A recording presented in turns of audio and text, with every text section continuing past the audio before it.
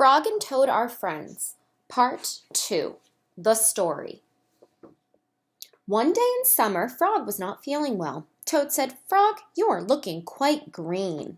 "But I always look green," said Frog. "I am a frog." "Today you look very green, even for a frog," said Toad. "Get into my bed and rest."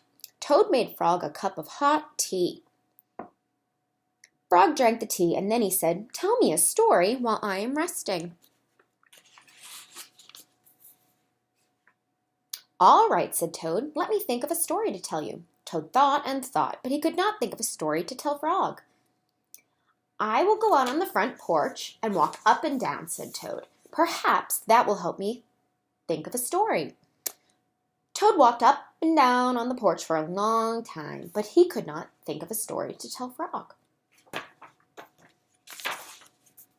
Then Toad went into the house and stood on his head. "Why are you standing on your head?" asked Frog. "I hope that if I stand on my head, it will help me think of a story," said Toad. Toad stood on his head for a long time, but he could not think of a story to tell Frog. Then Toad poured a glass of water over his head. "Why are you pouring water over your head?" asked Frog. "I hope that if I pour water over my head, it will help me think of a story," said Toad. Toad poured many glasses of water over his head, but he could not think of a story to tell Frog. Then Toad began to bang his head against the wall. "Why are you banging your head against the wall?" asked Frog. "I hope that if I bang my head against the wall hard enough, it will help me think of a story." "I am feeling much better now, Toad," said Frog. "I do not think I need a story any more."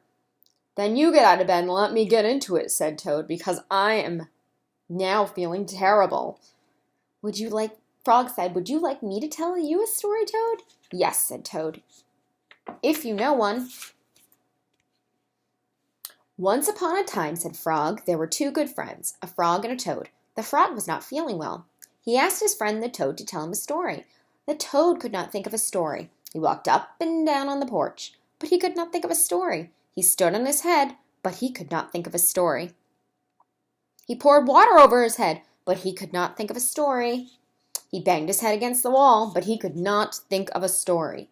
Then the toad did not feel so well, and the frog was feeling better. So the toad went to bed, and the frog got up and told him a story." The end. "How was that, Toad?" said Frog. But Toad did not answer. He had fallen asleep.